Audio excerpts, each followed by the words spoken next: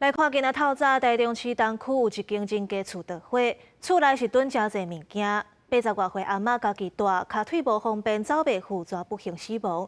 厝边讲，这个阿嬷平常时会捡回收，这间厝伫几年前也捌着火。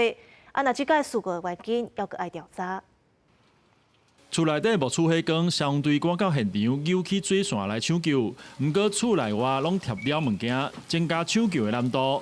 台中市东区立兴路一条小巷仔内底，28号一透早6点传出火警，相对到位的时阵，现场已经陷入火海，火势相当的大。到现场之后，这边是整个是全面燃烧。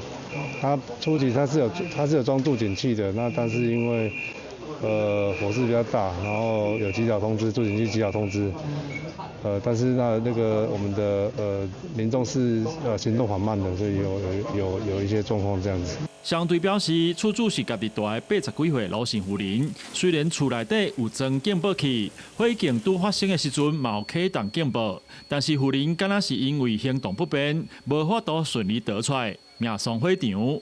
厝边隔壁表示，妇人的后生甲查某囝有定时会来甲看，毋过煞伫咧29暝发生意外。伊个性较孤僻啦，较无爱甲人接触。